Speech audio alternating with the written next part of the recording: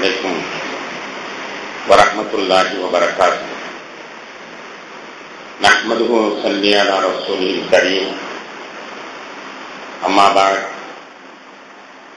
فقد قال الله تعالى في كلامه القديم والفرقان المجيد: أعوذ بالله من الشيطان الرجيم. بسم الله الرحمن الرحيم. يا أيها الذين آمنوا أطيعوا الله وأطيعوا الرسول وأولي الأمر منكم. صدق الله مولانا العلي العظيم. اللهم صل على سيدنا محمد شمس الأنبياء وبدر المرسلين وكتب الأولياء وافتخار المتقين تاج الأمة الشفيع المذنبين شفيعي يوم القيامة الله يا هادي.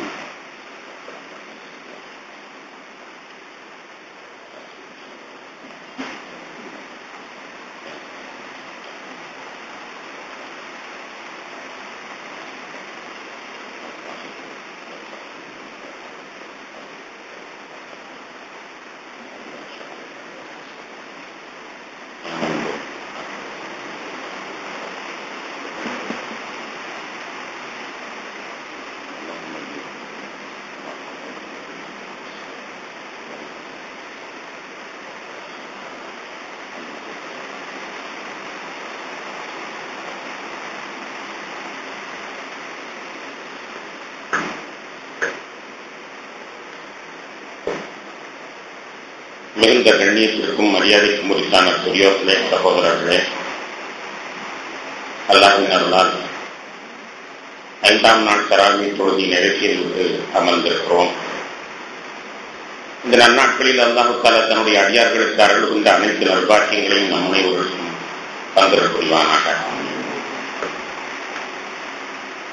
சிறப்பான இந்த இரவுகளில் அழக விடுதலை வழங்குகிற ரப்புல் ஆலமீன் அவ்வாறு விடுதலை வழங்கப்பட்டவர்களில் நம்மையும் இணைத்தரல் புரிவானாக. கணேசத்துக்குரியவர்களே, மதுஹபுகள் அவசியம் ஏன் என்ற தலைப்பிலே சில செய்திகளை நாம் இப்பொழுது பரிமாறிக்கொள்ள இருக்கின்றோம். கிட்டத்தட்ட 1000 வருடங்களுக்கு மேலாக ஆட்சேபனையின்றி பின்பற்றப்பட்டு வந்த மதுஹபு இன்றைய அறிவாளிகளால் கேள்விக்குறியாக ஆக்கப்பட்டிருக்கிறது. ஆனால் இந்த தலைப்பிலே கேள்வியிலே பதில் சொல்வதுதான் சற்று விரிவாக பேச வேண்டியிருக்கும். கேள்வியிலே அல்லாஹ் ரசூல் 2 தானே. 3வது அபூ ஹனீஃபா எங்கிருந்து வந்தார் அல்லது ஷாஃபி எங்கிருந்து வந்தார்? கேள்வி மிகவும் இலேசு. அல்லாஹ் ரசூல், அதுக்கு பிறகு அபூ ஹனீஃபா எங்கிருந்து வந்தார், ஷாஃபி எங்கிருந்து வந்தார் என்பதுதான் கேள்வி. எனவே மதுஹபுகள் ஒன்று தேவையில்லை என்று சொல்வது நோக்கமாகும்.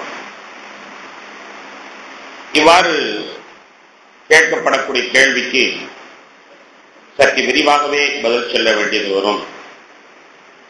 இன்று கூட நான் உங்களிடத்திலே சொற்பொழிவாற்றப் போவதில்லை, பாடம் நடத்தப் போகின்றேன். இந்த 1 மணி நேரமும் இந்த கேள்விக்கான பதிலை உங்களுடைய கவனத்திற்கு கொண்டு வர ஆசைப்படுகிறேன்.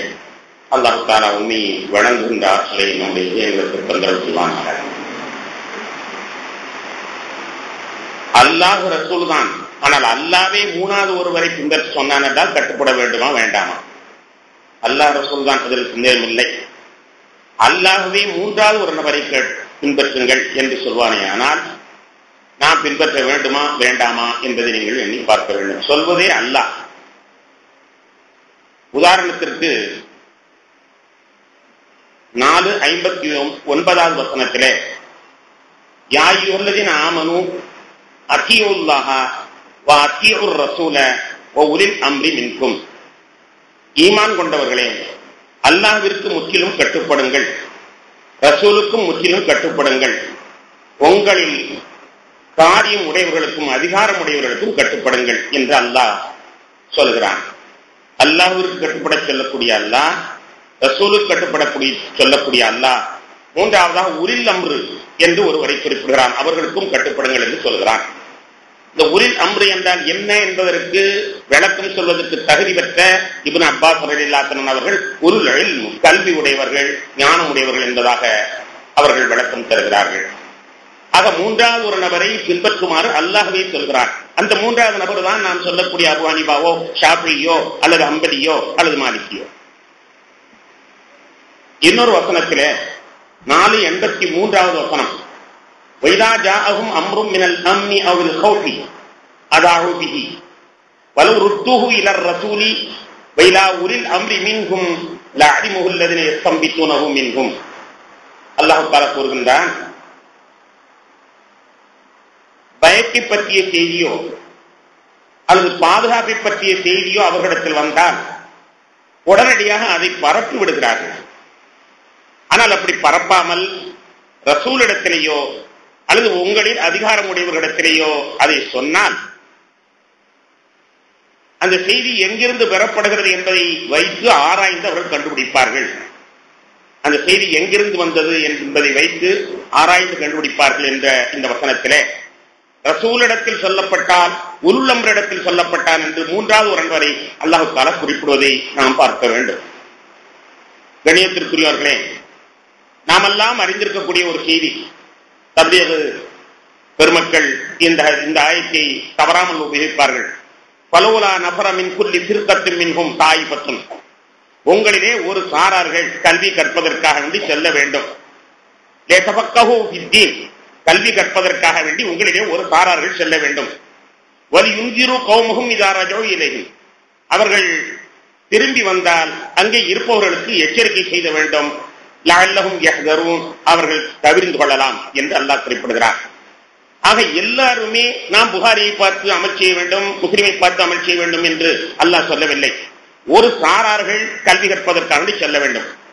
உண்மையிலேயே ஒரு சாரார்களைத்தான் கல்வி கற்பதற்கென்று அல்லாஹ் ஒதுக்குகிறார். எல்லாருமே கல்வி கற்பதில் ஈடுபட்டால் வியாபாரம் செய்வது யார், விவசாயியாக இருப்பது யார், ஆராய்ச்சி செய்வது யார், கண்டுபிடிப்புகளை கண்டுபிடிப்பது யார், அரசாள்வது யார்? எனவே ஒவ்வொன்றுக்கும் ஒரு தொகுப்பை அல்லாஹ் விளக்குகிறவன் கல்விக்கென்று ஒரு சாராரை போக சொல்கிறார். போய்விட்டு வந்து அவர்கள் என்ன சொன்னார்களோ அதை மற்றவர்கள் கட்டுப்பட்டு நடக்க வேண்டும் என்று சொல்கிறார். அந்த கல்விமான்கள் என்ன சொல்கிறார்களோ அதை மற்றவர்கள் கட்டுப்பட்டு நடக்க வேண்டும். அப்ப அல்லாஹ்விற்கு கட்டுப்பட வேண்டும், ரசூலுக்கும் கட்டுப்பட வேண்டும். மூன்றாவதாக கல்விமான்களை நான் கல்வி கற்க போக சொல்லியிருக்கிறேன், கல்வி கற்று வந்து அவர்கள் என்ன சொன்னாலும் நீங்கள் கட்டுப்பட வேண்டும் என்று கல்விமான்கள் என்ற மூன்றாவது நபர்களை அல்லாஹ் இங்கே சொல்லிவிட்டு காட்டுகிறார். அதைத்தான் நாம் கல்விமான்கள் என்று யாரை நம்புகிறோம்? அபூ ஹனீஃபா, ஷாஃபிஈ, அஹ்மது பின் ஹம்பல், மாலிக் அவர்களை நம்புகிறோம். மீண்டும் அந்த வசனத்தை பாருங்கள். வலவுலா நஃபர மின் குல்லி ஃபிர்கத்தின் மின்ஹும், அவர்களில் ஒரு சாரார்கள் லியதஃபக்கஹு ஃபித்தீனி, மார்க்க கல்வி கற்பதற்காக வேண்டி செல்ல வேண்டாமா? வலியுன்சிரு கௌமுஹும் இதா ரஜூ இலைஹி, போய் வந்து தன்னுடைய சமுதாயத்திற்கு அவர்கள் எச்சரிக்கை செய்ய வேண்டும். லஅல்லஹும் யஹ்தரூன், அவர்கள் தவறை திருத்திக் கொள்ளலாம் என்று அல்லாஹ் குறிப்பிடுகிறான். 16, இப்பொழுது நான் சொன்னது 922வது வசனம். அடுத்த வசனம் 1643. இதிலே சொல்வான், ஃபஸ்அலு அஹ்ல ذிக்ரி இன் குன்தும் லா தஅலமூன பில் பையினாத்தி வஸ்ஸுபுர், வேதங்களை பற்றியும் விளக்கங்களை பற்றியும் நீங்கள் அறியவில்லையானால் கல்வி உடையவர்களை கேட்டு தெரிந்து கொள்ளுங்கள் என்று சொல்கிறார். நீங்கள் அறியவில்லையானால் கல்வி உடையவர்களை நம்புங்க, கல்வி உடையவர்கள் சொல்ற விளக்கத்தை ஏற்றுக்கொள்ளுங்க. அல்லாஹ்வை சொல்லக்கூடிய வசனம், ஃபஸ்அலு அஹ்ல ذிக்ரி, கல்வி உடையவர்களை நீங்கள் கேட்டுக்கொள்ளுங்கள். இன் குன்தும் லா தஅலமூன பில் பையினாத்தி வஸ்ஸுபுர், தெளிவான ஆதாரங்களையும் வேதங்களையும் பற்றி நீங்கள் தெரியவில்லையானால் கல்வியுடையவர்கள் கேட்டுக்கொள்ளுங்கள் என்று அல்லாஹ் தஆலா சொல்கிறார். இது 4வது திருவசனமாகும். கண்ணியத்திற்குரிய பெருமக்களே, மூன்றாவது ஒன்று உண்டு என்பதை அல்லாஹ் இந்த வசனத்திலே சொல்லி காட்டியதை போன்றே நபிகள் நாயகம் ஸல்லல்லாஹு அலைஹி வஸல்லம் அவர்களும் நமக்கு விளக்கம் தருகிறார்கள். முதலாக அவர்கள் முஆத் ரலியல்லாஹு அவர்களை யமனுக்கு கவர்னராக அனுப்புகிறார்கள். முஆத் பின் ஜபல் அவர்களை யமன் நாட்டிற்கு கவர்னராக அனுப்புகிறார்கள். யமன் நாட்டுக்கு கவர்னராக அனுப்புகிற பொழுது பெருமானார் ஸல்லல்லாஹு அலைஹி வஸல்லம் அவர்கள் ஊரின் எல்லை வரை வந்து அனுப்புகிறார்கள். அனுப்பும்போது சொல்வார்கள், முஆதே, நீர் திரும்பி வரும்போது என்னை பார்ப்பீரோ பார்க்க மாட்டீரோ? முஆதே, நீர் திரும்பி வரும்போது என்னை பார்ப்பீரோ பார்க்க மாட்டீரோ? எனவே சில செய்திகளை சொல்கிறேன் என்று சொன்னார். உடனே முஆத் பின் ஜபல் ரலியல்லாஹு அன்ஹு அவர்கள் அழுக ஆரம்பித்து விட்டார். திரும்பி வரும்போது என்னை பார்ப்பீர்களோ என்று சந்தேகமாக ரசூலுல்லாஹ் சொன்னதே என்ன அறிவிக்கிறது என்றால், நான் திரும்பி வரும்போது ரசூலுல்லாஹை பார்க்க மாட்டேன். பெருமானார் ஸல்லல்லாஹு அலைஹி வஸல்லம் அதற்குள் உலகத்திலிருந்து விடைபெற்று சென்று விடுவார்கள் தெரிகிறது என்று அப்பொழுதே அவர்கள் அந்த குறிப்பை உணர்ந்து கொண்ட, பெருமானார் ஸல்லல்லாஹு அலைஹி வஸல்லம் சொல்லிலே இருக்கின்ற அந்த குறிப்பை உணர்ந்து கொண்ட, திரும்பி வரும்போது பார்ப்பீரோ பார்க்க மாட்டீரோ என்று ரசூலுல்லாஹ் சொல்லிட்டார்களே, அப்ப ரசூலுல்லாஹை நான் பார்க்க மாட்டேனே என்று திரும்பி அழுகிறார். ஸல்லல்லாஹு அலைஹி வஸல்லம் சொன்னார்கள், இருந்தாலும் என்னை பார்ப்பீரோ பார்க்க மாட்டீரோ, நான் சொல்வதை கொஞ்சம் கவனித்துக் கொள்ளுங்கள் என்று சொல்லிவிட்டு ஊரின் எல்லை வரை சென்று அனுப்பிவிட்டு அங்கு சொல்கிறார்கள், நீர் அங்கு போய் மாற்று மதத்தவர்கள் இருக்கக்கூடிய ஒரு ஊருக்கு செல்கிறேன். அகல கிதாபுகள் இருக்கக்கூடிய கிறிஸ்தவர்கள் யூதர்கள் நிரம்பி இருக்கக்கூடிய ஒரு ஊருக்கு செல்கிறீர்கள்.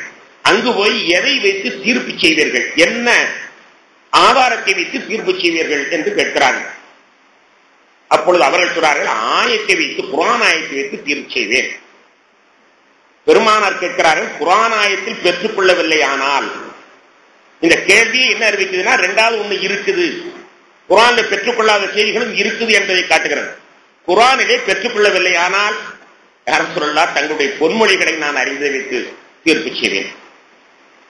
என் பொன்மொழியிலே பெற்றுக்கொள்ளவில்லை, ஆனால் இந்த கேள்வியே தெரிவிக்கிறது, குர்ஆனிலும் இல்லாமல் ஹதீஸிலும் இல்லாமல் சில செய்திகள் இருக்கிறது என்பதை ஆரம்பத்திலேயே பெருமானார் கோடிட்டு காட்டுகிறார்கள்.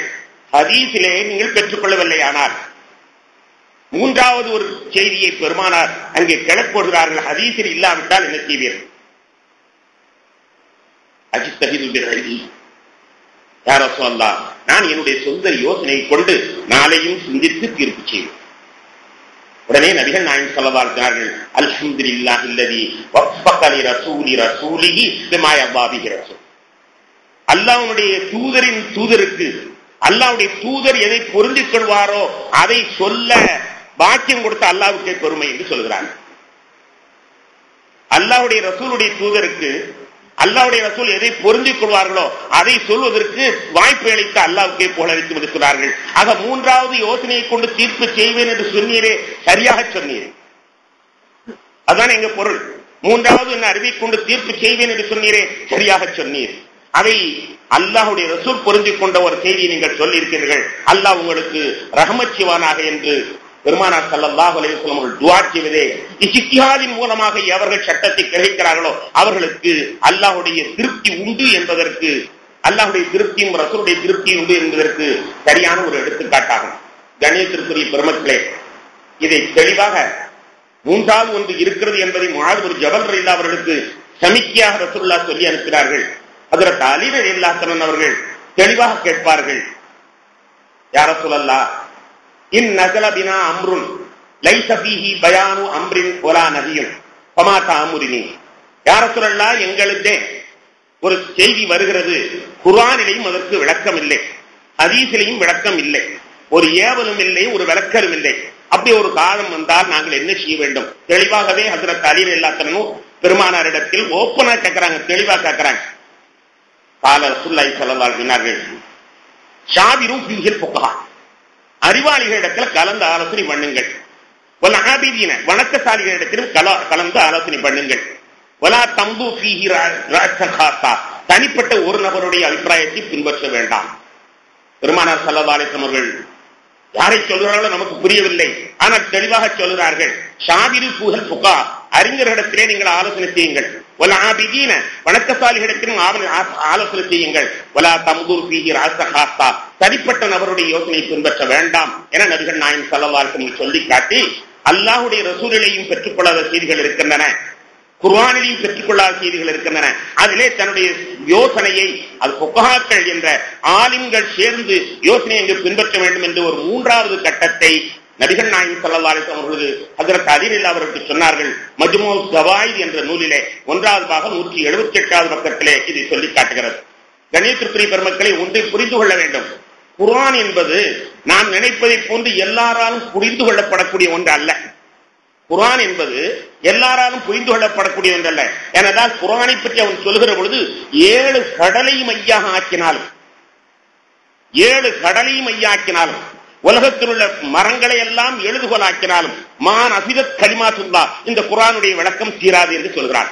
7 கடலை மையாக்கினால் எழுதி தீர்க்க முடியாத ஒன்று வெறும் 6666 வசனங்களிலே சுருட்டி மடக்கி வைக்கப்பட்டிருக்கிறது. பூதத்தை அடைத்து பூஜாவுக்குள் அடைத்ததை போன்று, பூதத்தை பிடித்து பூஜாவுக்குள் அடைத்ததை போன்று 7 கடலால் எழுத முடியாத, 7 கடல் மையால் எழுத முடியாத, சும்மா சொட்டோடு மை இருந்துச்சுன்னா உலகத்தை புறம் எழுதி முடிச்சிடலாம். ஒரு பாட்டில் பிரில் இங்க இருந்துச்சுன்னா உலகத்தை புறம் எழுதி முடிச்சிடலாம். ஆனால் 7 கடல் மையினால் எழுத முடியாத அவ்வளவு தகவல்கள் சுருட்டி மடக்கி வைக்கப்பட்டிருக்குன்னா குர்ஆன்ல, அது எப்படி சாராத மனிதன் அறியக்கூடியதாக இருக்க முடியும்? சாதாரண மனிதன் சாதாரணமாக தெரிஞ்சிக்கக்கூடிய ஒன்றாக எப்படி இருக்க முடியும்? அன்பான பெருமக்களே, அது குர்ஆனிலேயே நம்மால் புரிய முடியாத பல செய்திகள் அடங்கி இருக்கிறான். அதுவும் சட்டங்கள் என்பது வெறுமனே 500 திருவசனங்கள் தான். நன்கு நீங்கள் சிந்தனை கொள்ளுங்கள். 1000 வசனம் உபதேசங்களை பற்றியும் 1000 வசனம் சரித்திரங்களை பற்றி எல்லாம் இருக்கின்றது. ஆனால் சட்டங்களுக்காக மனித குலம் காலில் எழுந்ததிலிருந்து இரவு துயில் கொள்ளும் வரை கடைபிடிக்க வேண்டிய அனைத்து சட்டங்களை பற்றியும் வெறுமனே 500 திருவசனங்களைத்தான் அல்லாஹ் அருளியிருக்கிறார். 500 திருவசனங்களிலே முஹம்மது அல்லாஹ் என்று சொல்லப்படுகிற அவ்வளவு பெரிய பெரிய வால்யூமை கொண்டுள்ள சட்டங்களை அந்த 500 வசனங்களிலிருந்து எடுக்கப்படுமே. ஆனால் அது எவ்வளவு தெளிவானதாக, எவ்வளவு மறைமுகமாக, ரகசியமாக ஒவ்வொரு எழுத்தும் கதை சொல்லும், ஒவ்வொரு ஆயத்தும் கதை சொல்லும், ஒவ்வொன்றும் சட்டம் சொல்கிறதாகத்தானே இருக்க முடியும். எண்ணி பாருங்கள். எனவே குர்ஆனிலே சராசரி மனிதன் பார்த்த உடனே விளங்கினான் என்று சொல்வதற்கு இல்லை. அதை விளக்க வேண்டுமேயானால் கண்மணி நாயகம் ஸல்லல்லாஹு அலைஹி வஸல்லம் அவர்கள் தேவைப்படுகிறார்கள். இந்த குர்ஆனை விளக்க வேண்டுமேயானால் பெருமானார் தேவைப்படுகிறார்கள்.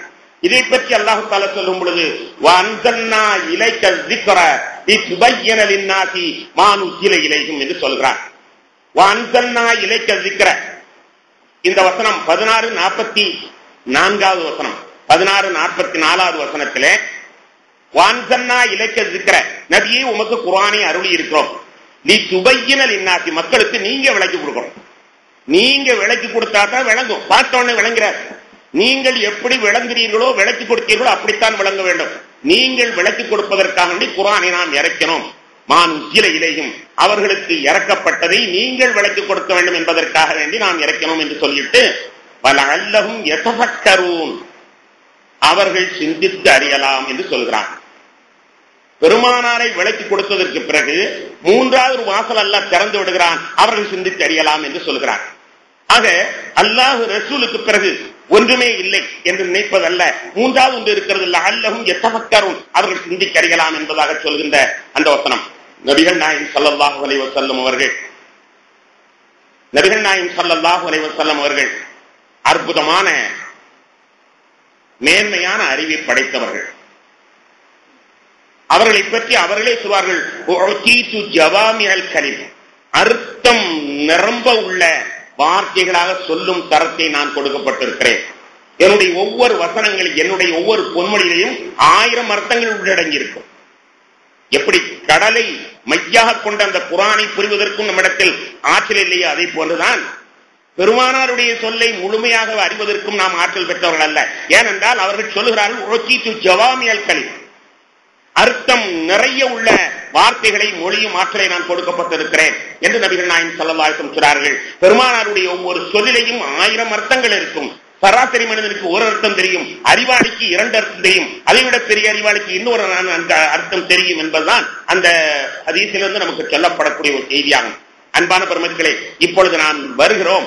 1 குர்ஆன், 2வதாக ஆயத்து, 3வதாக கியாஸ். கியாஸ் என்றால் என்ன? அறிவுள்ளவர்கள் குர்ஆனை வைத்துக் கொண்டு சட்டங்களுக்கு விளக்கம் சொல்லுதல்.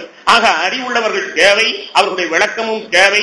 பொதுவா வெறும் குர்ஆனை வைத்தும் ஹதீஸை வைத்தும் சட்டத்தை முழுமையாக சொல்லிவிட முடியாது. 3வது ஒன்று தேவை என்பதை அல்லாஹ்வுடைய ரசூல் முத்திருக்கிறார்கள், அல்லாஹ் முத்திருக்கிறார். நீங்களும் நானும் மறுப்பதற்கு என்ன இருக்கிறது?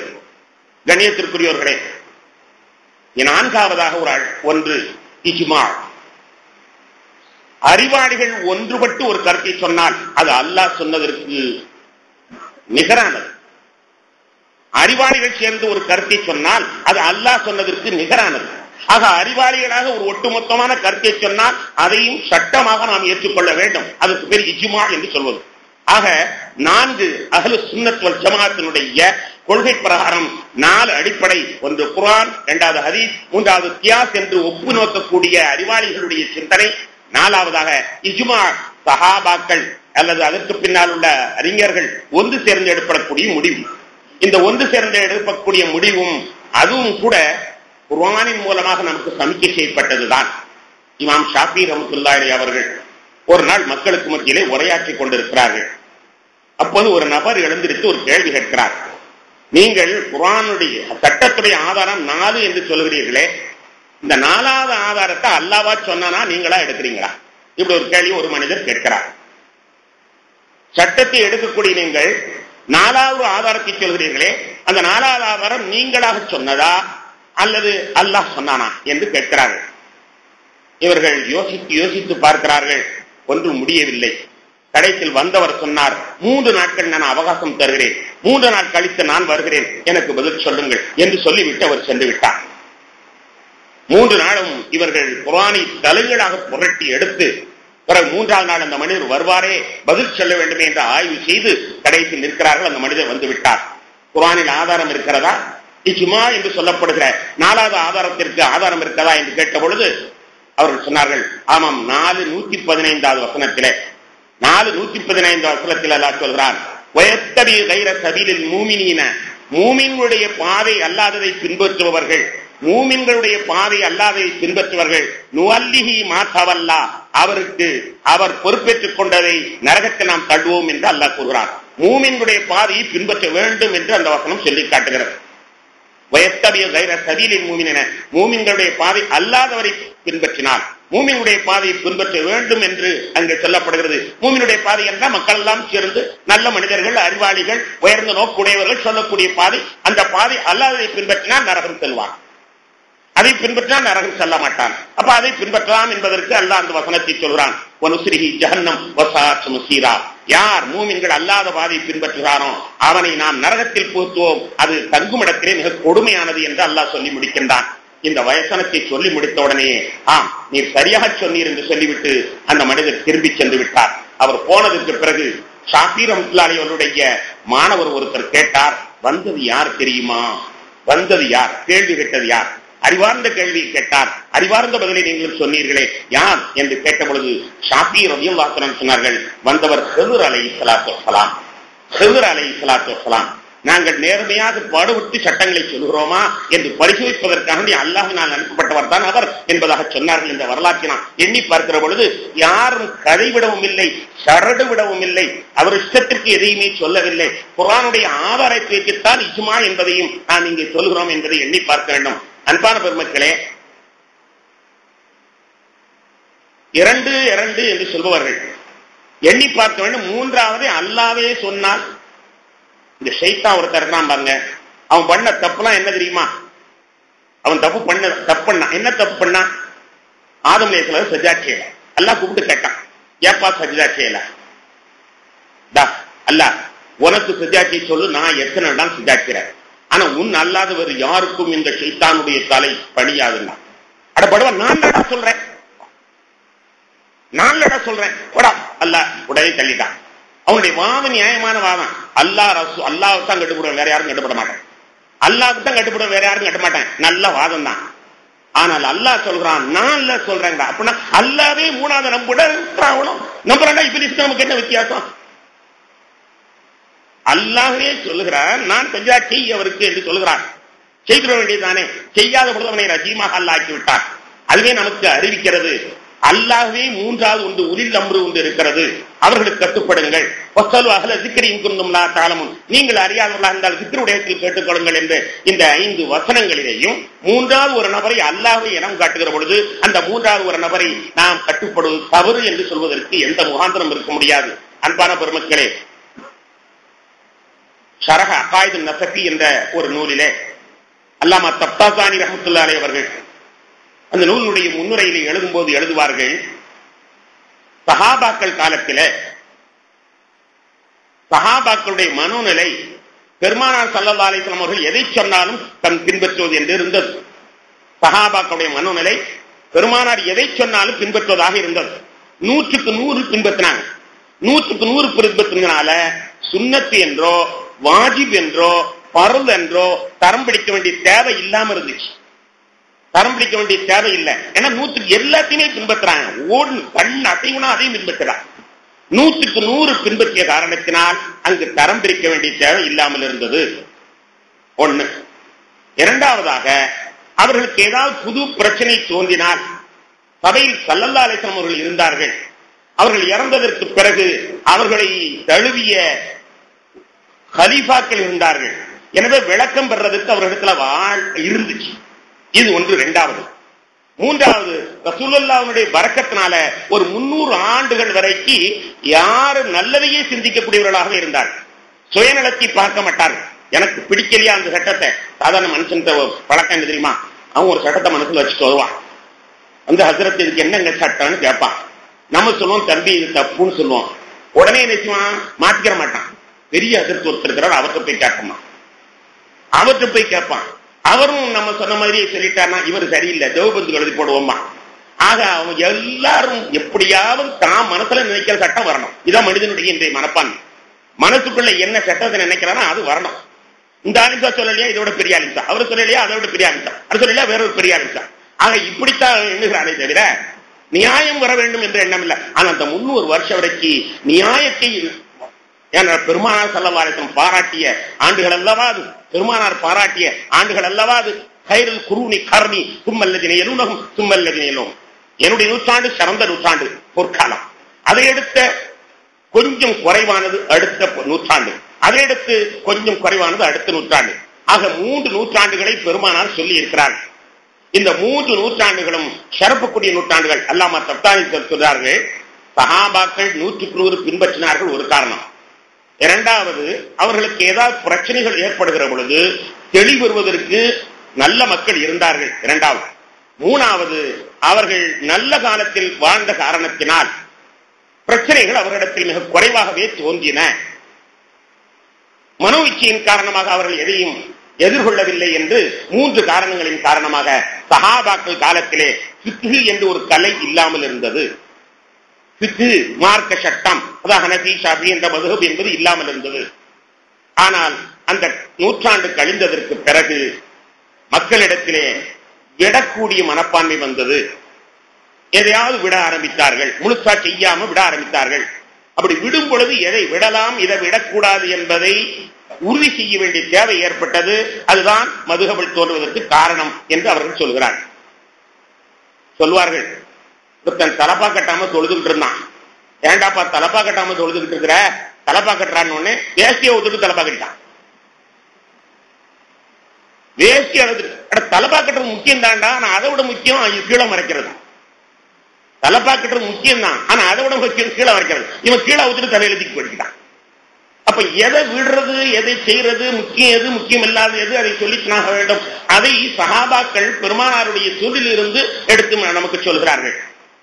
அதற்கு பின்னால் வழிவந்த அறிஞர்கள் ரசூலுல்லாஹ்வுடைய சொல்லிலிருந்தும் ஆயத்திலிருந்தும் எடுத்து சொல்றார்கள், இது முக்கியம், இது முக்கியம் அல்ல, இது ஃபர்து, இது சுன்னத், இது முஸ்தஹப், இது வாஜிப் என்று தரம் பிரிக்க வேண்டிய தேவை ஏற்பட்டது. அந்த தரம் பிரிக்க வேண்டிய தேவை ஏற்படுகிற பொழுது அறிவாளிகளுக்கே உள்ள அந்த கருத்து முதல் நிச்சயமாக இத்தகைய மனப்பான்மையை தோற்றுவிட்டது, மதுஹபை ஏற்படுத்திவிட்டது என்பதாக அவர்கள் சொல்றார்கள். இமாம் தப்தாசானி ரஹ்மத்துல்லாஹி ஷரஹ் அகாயித் என்ற நூலுடைய ஆரம்பத்தில் இதை சொல்லி காட்டுகிறார்.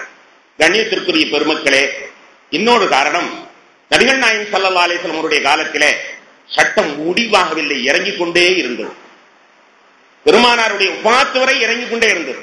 அவர்கள் 10 வருடத்திலே இருக்கும் பொழுது பாதி சட்டம் இறங்கியிருக்கிறது, 15 வருடத்திலே இருக்கும்போது முக்காவாசி அது இறங்கிட்டே இருந்துச்சு. ஆக சட்டத்தினுடைய இறுதி வரை வடிவை பெருமானார் கொடுத்து விட்டு செல்லவில்லை. இதுதான் உண்மை. இறங்கிக் கொண்டே இருந்த காரணத்தினால் சட்டத்தினுடைய இறுதி வடிவை பெருமானார் ஸல்லல்லாஹு அலைஹி வஸல்லம் கொடுத்து விட்டு செல்லவில்லை. சுன்னத், முஸ்தஹப், வாஜிப், ஹராம், அது இது என்று கொடுத்து விட்டு செல்லலை. எனவே பின்னால் உள்ளவர்கள் அதை கொடுக்கிற பொழுது மக்களுடைய மனநிலையின் காரணமாக இன்று வரை சஹாபாக்களையே பின்பற்றக்கூடியவர்களாக எல்லாரும் இருப்பார்களே, ஆனால் மதுஹப் தேவையில்லை. சஹாபாக்களை போன்று 100க்கு 100 ரசூலுல்லாஹ்வை பின்பற்றுவர்கள் இருப்பார்களே, ஆனால் ரசூலுல்லாஹ்வுடைய ஹதீஸுக்கு ஒன்று கூட புறம்பாக ஆகாதவர்களாக இருப்பார்களே, ஆனால் மதுஹப் தேவையில்லை. ஹஜ்ஜாஜ் இப்னு யூசுப் ஒரு கொடுமையானவன். ஹஜ்ஜாஜ் இப்னு யூசுப் கொடுமையானவன், நிறைய பேர் கொலை பண்ணிட்டாங்க. அப்போ அவங்ககிட்ட ஒரு ஆள் கேட்டாரு, எப்பா உமரெல்லாவும் ஆட்சி பண்ணாங்க, நீனும் அந்த பதவியில தான் பண்ற, நீ இத்தனை சஹாபாக்களை கொலை பண்ணிட்டியே அப்படின்னு கேட்டான். அப்போ சொன்னா, நீங்கள்லாம் உமர் இல்லா காலத்தில் உள்ள சஹாபாக்கள் மாதிரி நடக்கிறதா இருந்தா நான் உமரா இருந்து ஆள்றும் பண்றேன். நீங்க மாறிட்டீங்களே. நீங்களெல்லாம் உமர் இல்லாவுடைய காலத்தில் சஹாபாக்கள் எப்படி இருந்தார்களோ அப்படி நீங்கள் இருப்பதாக இருந்தால் நான் உமராவாக இருக்கிறேன் என்றார். நீங்க மாறிட்டீங்களே. அது மாதிரி மதுஹப் ஏன் தேவை? நீங்க மாறிட்டீங்களே. நீங்க மாறாம இருந்திருந்தா ஒன்னும் தேவையில்லை. முழுக்க முழுக்க 100க்கு 100 ரசூலுல்லாஹி ஸல்லல்லாஹு அலைஹி வஸல்லம் பின்பற்றணும். 100க்கு 100 பின்பற்றான மனிதன் சுன்னத்துன்னு சொன்னா ஒரு மாதிரியா இருக்கு. சில பேர் அசர் சுன்னத்தையே தொழ மாட்டார், சில பேர் இஷா சுன்னத்தையே தொழ மாட்டார். இந்த வள்ளல்ல இருக்கிற பொழுது அப்ப எதை தொழுவது முக்கியம், எதை தொழுவது முக்கியம் அல்ல என்பதை சொல்லித்தானாக வேண்டும். அன்பான பெருமக்களை, இன்னொரு செய்தியும் உங்களுடைய கவனத்துக்கு கொண்டு வருவேன். சஹாபாக்கள் காலத்திலேயே இந்த மதுஹபுகள் தோன்றிவிட்டன. சில பேர் நபி வழி நபி வழின்னு சொல்லுவாங்க. நல்லதாத்தான் தெரியுது. நபி வழி நல்லா தான் தெரியுது. ஆனா அதுக்கு அர்த்தம் என்ன தெரியுமா? சஹாபாக்கள் வழியை ஏற்றுக்கொள்ள மாட்டோம். நபி வழி என்பதற்கு பொருள் என்ன தெரியுமா? நபி வழி பார்த்த நல்லா தானே இருக்குது, அற்புதமான வார்த்தை, நல்லது. நபி வழியை பின்பற்றும் நம்ம ஏன் அதை மறுக்கணும்னு நினைப்போம். ஆனா நபி வழின்னு சொல்வதில் அர்த்தம் என்ன? சஹாபாக்களை நாங்கள் பின்பற்ற மாட்டோம் என்பது அங்கனுடைய பொருள். நாம இப்ப கேட்கிறோம், ஏதாவது பிரச்சனை வந்தா அல்லாஹ் சொல்லியிருக்கானா, ரசூல் சொல்லிருக்காங்களா, சஹாபாக்கள் செஞ்சிருக்காங்களா அப்படின்னு கேள்வி கேட்பாங்க. 3 கேள்வி கேட்பாங்க. அல்லாஹ் செஞ்சிருக்கானா, ரசூல்லா செஞ்சிருக்காங்களா, சஹாபாக்கள் செஞ்சிருக்காங்களா 3 கேள்வி கேட்பாங்க.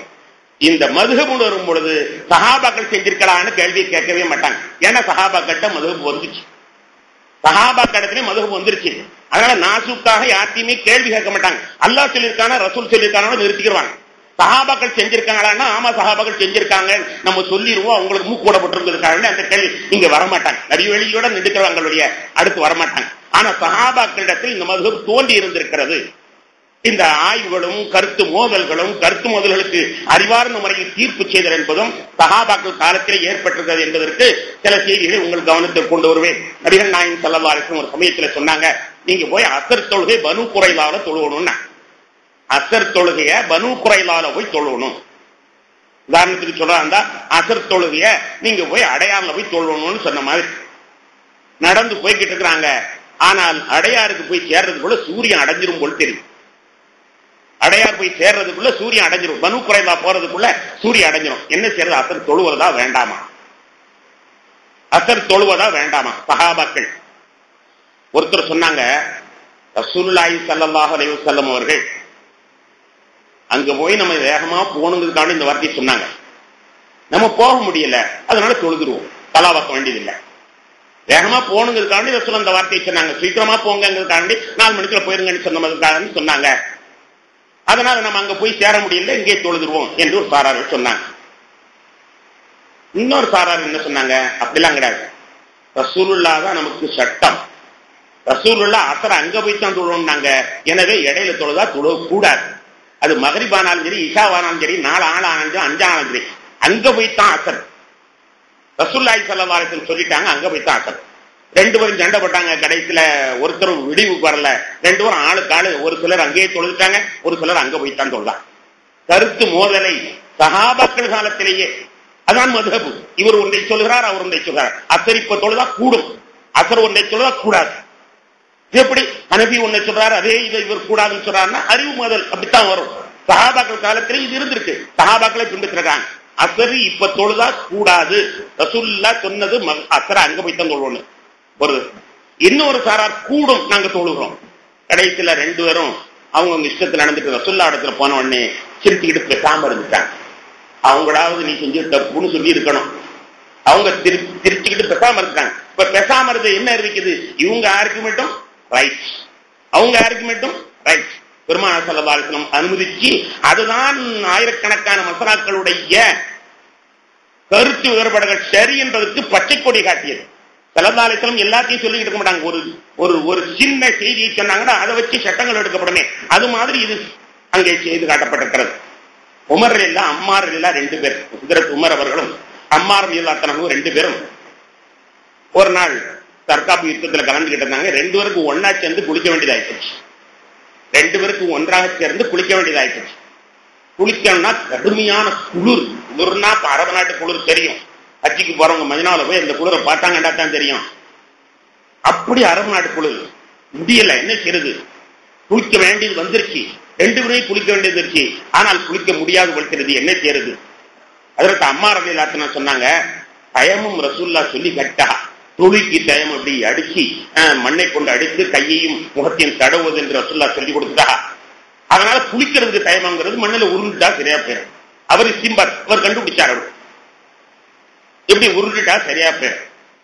அதற்கு உமர் அதை ஒத்துக்கல, உமர் எல்லாவுக்கும் அது ஒத்துக்கல. அவங்க சொன்னாங்க அதெல்லாம் சரியில்லை, தொழுகை பிற்படுத்திடும், தொழுகை பிற்படுத்திடும். ஆக உமர் எல்லாத்துக்கும் தொழுகை இல்லை, அம்மார் எல்லாம் தொழுதுட்டாங்க. ஆனா உருண்டுட்டு தொழுதுட்டாங்க. சல்லல்லாஹு அலைஹி வஸல்லம் 2 வந்தோன்னு திருத்திட்டாங்க. 2ஐயும் திருத்திக்கிட்டு இருந்தாங்க. யாரு தப்பு என்று சொல்வது ஆர்குமெண்ட். சட்டம் சொல்றது, சட்டத்தை அவர்களுக்கு செய்தி கேட்பதற்கு முன்னால் அவருடைய ஆர்குமெண்ட். அது ஒலி செய்யறதுக்கு கையிலையும் முகத்திலையும் மண்ணுபடுது, இப்ப குளிக்கிறதுக்கு உடம்புற மண்ணுபடணும், அவருடைய ஆர்குமெண்ட். சல்லல்லாஹு அலைஹி வஸல்லம் திருத்திக்கிட்டு சொன்னார்கள், இம்மனமா இன்னமா எஃபிக்கு, இப்படி அடிச்சு குளிக்க வேண்டியவங்களும் இப்படி தேவையா போதும் என்று சொன்னார்கள். கணேசருக்குரிய பெருமக்களே, ஆக ரசூலுல்லாஹி ஸல்லல்லாஹு அலைஹி வஸல்லம் 2 பேர்ல நீங்க திருப்பி தோளுன்னு யாரையும் சொல்லல. இங்க நாம கவனிக்க வேண்டியது, அம்மா நீங்க திருப்பி தொழுங்கன்னு சொல்லல. திருப்பி தொழுங்கன்னு சொல்லாது என்ன அறிவிக்குதுன்னா, சொந்த இஜ்திஹாத் சட்டத்தை ஆய்வின் அடிப்படையில் செய்தால் அது சரி என்பதை காட்டக்கூடியதாக அமைந்திருக்கிறது. கருத்து வேறுபாடு என்பது சஹாபாக்களிடத்திலே இருந்திருக்கிறது. சஹாபாக்களே இமாம் ஷாஃபி, இமாம் ஹனபி இருக்கிற மாதிரி அங்கேயும் ஒவ்வொருடைய கொள்கை இருக்குது. அதற்கு உமர் இல்லா உஸ்மான் இல்லாவுடைய கொள்கை ஒண்ணு, ஆயிஷா நாயகத்திலே கொள்கை ஒண்ணு. உமர் இல்லா உஸ்மான் இல்லாவை பின்பற்றினவங்க கூட அந்த சட்டத்தை ஃபாலோ பண்ணாங்க, ஆயிஷா நாயகத்தை பின்பற்றினவங்க அந்த சட்டத்தை ஃபாலோ பண்ணாங்க. சில குறிப்பிட்ட மசாலாக்கள்ல என்ன தெரியுமா, ஒரு மனிதன் உறவு கொண்டான், ஒரு மனிதன் உறவு கொண்டான், விந்து வெளிப்படாமல் உறவு கொண்டால் குளிப்பு கடமையா இல்லையா? இது பெண்ணுக்கு இது அசிங்கமான விஷயமே நம்ம யோசிக்க வேண்டியதில்லை. ஆயிஷா நாயகத்துக்கு உஸ்மான் இல்லாவுக்கு இடையில கருத்து மோதல், அதனால இது ஒரு பிரச்சனை இல்லை. உறவு கொண்டான் ஆனா விந்து வெளியாகல, இப்ப குளிப்பு கடமையா கடமை இல்லையா? அதற்கு உஸ்மான் இல்லாத்தனும் கடமை இல்லைங்கிறாங்க. ஆயிஷா நாயகம் சொல்றாங்க, இதழ் தக்கல் ஹிதானானி பக்கது வஜபல் குஸ்லு, கத்னா செய்யப்படக்கூடிய இந்த மர்ம உறுப்புகள் ஒன்றோடு ஒன்று சந்தித்து விட்டால் குளிப்பு கடமை ரசூலுல்லாஹ் சொல்லியிருக்கிறார். ஆயிஷா நாயகம். அதற்கு உஸ்மான் இல்லாதவங்க அல் மா மினல் மாய், தண்ணீர் வந்தாத்தான் குளிப்பு கடமை. அதற்கு உஸ்மான் இல்லாதவங்க அல் மா மினல் மாய் என்ற சட்டத்தை சொல்லிக் கொண்டு குளிப்பு கடமை இல்லை விந்து வெளியாகவில்லை. ஆனால் எத்தனை தடவை உறவு கொண்டும் விந்து வெளியாகாமல் இருந்தால் கடமை இல்லை என்று சொல்றார்கள். உஸ்மான் இல்லாத பின்பற்றவங்க பூரா உஸ்மான் மதுபடியே போனாங்க அந்த காலத்துல. உஸ்மான் மதுஹப், அபூ ஹனீஃபா மதுஹப் சொல்றோம். உஸ்மான் மதுஹப், உஸ்மான் இல்லாவுடைய மதுஹப் என்னன்னா விந்து வெளியாகாட்ட குளிக்க தேவையில்லை. ஆயிஷா நாயகத்துடைய மதுஹப் என்ன, 2 குறி ஆண் குறியும் பெண் குறியும் சந்தித்து விட்டாலே குளிப்பு கடமை. இவங்களை பின்பற்றியவர்கள் இப்படியே சென்று கொண்டிருந்தார்கள். கண்ணியத்திற்குரிய பெருமக்களே, அசருக்கு பிறகு சுன்னத் தொழுவலாமா இல்லையா? இப்ப சட்டம் தெளிவுரை ஆக்கப்பட்டு விட்டது. ஆனால் சஹாபாக்களுக்கு மத்தியிலே 2 கருத்து இருந்தது. அசருக்கு பிறகு சுன்னத் தொழுவலாமா கூடாதா?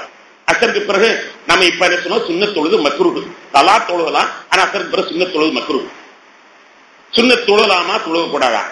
ஆயிஷா நாயகம் சொன்னாங்க சுன்னத்து தொழுவலாம். ஏன்னா ரசூலுல்லாஹ் எங்க வீட்டுல வச்சு அசருக்கு பிறகு சுன்னத் தொழுதிருக்கிறார். புகாரில 1வது பாகத்துல 83வது பக்கத்துல இந்த ஹதீஸ் காணப்படுது. புகாரில தான், சாட்சாத் புகாரில தான். ஆனா ஆயிஷா ரலியல்லாஹு அன்ஹா ரகஅத்தானி லம் யகுன் ஸல்லல்லாஹு அலைஹி வஸல்லம் யதஹுமா சிர்ரன் வ அலானியத்தன் ரகஅத்தானி கப்ல ஸலாத்தி ஸுப்ஹி வ ரகஅத்தானி பஅத அஸ்ர். 2 ரக்காத் தொழுகை ரசூலுல்லாஹ் விட்டதே இல்ல.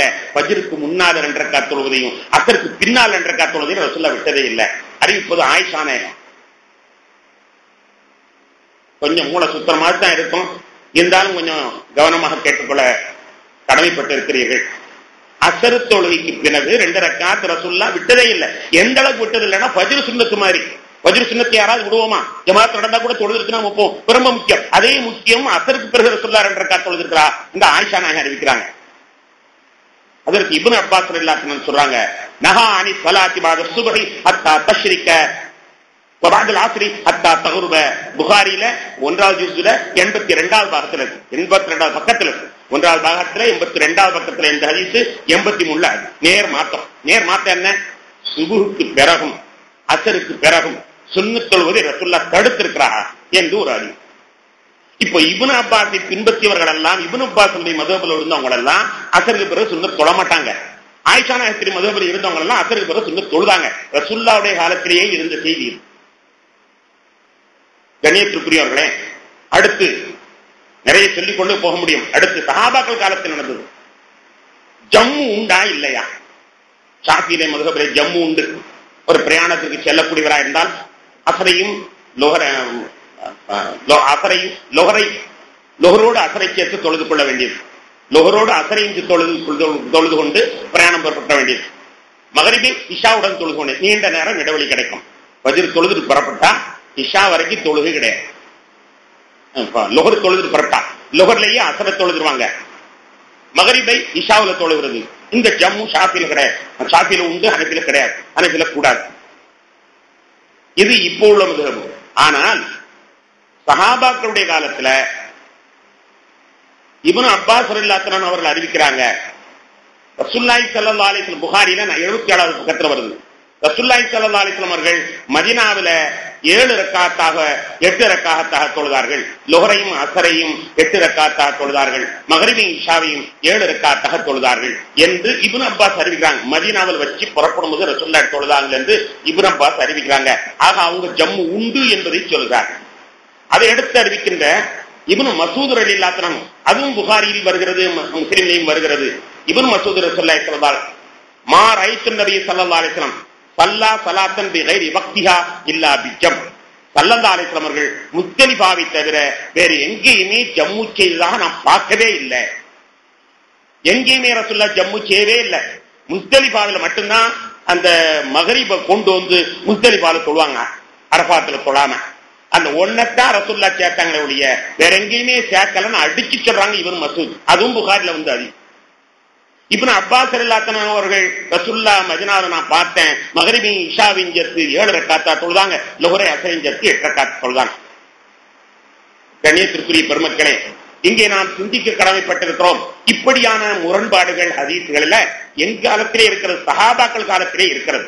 இப்ப நம்ம கொஞ்சம் அறிவார்ந்த நிலையில தனியை சிந்தித்து பார்ப்போம். ஏன் இந்த மாதிரி முரண்பாடு? புகாரியை நல்லா தெளிவா பார்த்தீங்கன்னா பல பிரச்சனைகள்ல முரண்பாடு இருக்கும். நான் ஒரு சமயத்தில் ஒரு கட்டுரை எழுதினேன், ஒரு 200 மசாலாக்கள்ல நேருக்கு நேர் முரண்பாடான ஹதீஸ்கள் ஒரு கட்டுரை எழுதினேன். 200 விஷயங்கள்ல நேருக்கு நேர் முரண்பாடு. ஏன் ஹதீஸ்ல இப்படி முரண்பாடு? முதல்ல ஒண்ணு சொல்லிட்டு 2வது சொல்லிய ரசூலுல்லாஹ் மாத்தமா சொல்லியிருக்கிறா. ஏன் முரண்பாடு? இப்னு அப்பாஸ் சொல்றாங்க ஜம்மு செஞ்சாங்கன்னு, இப்னு மசூத் சொல்றாங்க ஜம்மு செய்யலன்னு, ஆயிஷா நாயகம் சொல்றாங்க அசருக்கு பிறகு தொழுதாங்கன்னு, இப்னு அப்பாஸ் சொல்றாங்க ஆயிஷா அசருக்கு பிறகு தொழுதவே இல்லைன்னு. இந்த முரண்பாடு ஏன் நாம் பார்க்கிற பொழுது ஹஜ்ரத் அலி ரலியல்லாஹு அன்ஹு ஒரு தகவலை நமக்கு தருகிறார்கள். அதையும் புரிந்து வைத்துக் கொள்ள வேண்டும். உசூலு ஷாஷி என்ற நூலில 76வது பக்கத்திலே அறிவிக்கப்பட்டிருக்கிறது. சஹாபாக்களிலிருந்து ஹதீஸ்களை அறிவிப்பவர்கள் 3 தரத்தை சார்ந்தவர்கள். ஒன்றாவது, ரசூலுல்லாஹ் கூடவே இருந்து முழுமையாக கண்காணித்து ரசூலுல்லாஹ்வுடைய நோக்கம் என்ன என்பதை அறிந்து ஹதீஸை அறிவித்தவர்கள். இது ஒரு சாரார். இன்னொரு சாரார் 3 நாள் 4 நாளைக்கு வந்து ரசூலுல்லாஹ்ட்ட உட்கார்ந்திருப்பாங்க. ஏன்னா அவங்க வேற நாடு, 10 நாளைக்கு வந்து உட்கார்ந்துருப்பாங்க, 1 மாசத்துக்கு வந்து உட்கார்ந்துருப்பாங்க.